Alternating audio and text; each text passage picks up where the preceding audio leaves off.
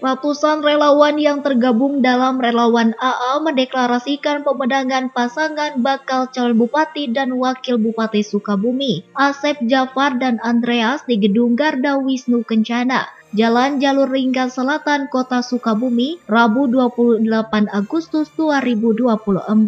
Para relawan gabungan dari tokoh masyarakat, tokoh ulama, petani, karyawan, mahasiswa, milenial, dan juga stakeholder menyatakan siap mendukung dan memilih pasangan AA di Pilkada Kabupaten Sukabumi 27 November 2024 mendatang. Bacalon Bupati Sukabumi Asep Jafar mengatakan, selain mendapatkan dukungan relawan, dirinya berangkat mencalonkan bupati bersama pasangannya Andreas, diusung oleh 4 partai politik, yakni Partai Golkar, Partai PKB, Partai P3, dan juga Partai PAN, dengan total 28 kursi legislatif di DPRD Kabupaten Sukabumi.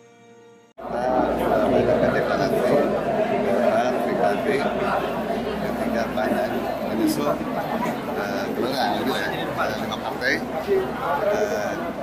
dan kursi sebanyak 25%.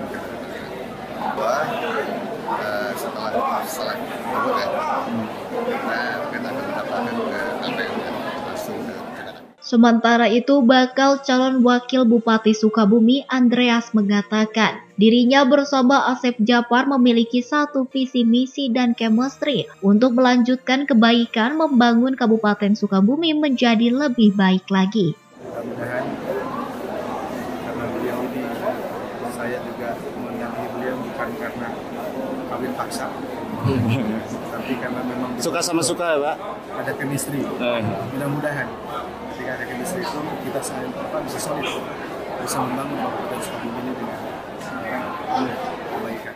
Usai mendeklarasikan usungan dan dukungan, pasangan bakal calon bupati dan wakil bupati Asep Jafar dan Andreas langsung menuju kantor KPU Kabupaten Sukabumi di Jalan Raya Siliwangi, Cibadak, Kabupaten Sukabumi bersama ribuan relawan simpatisan dan pendukung.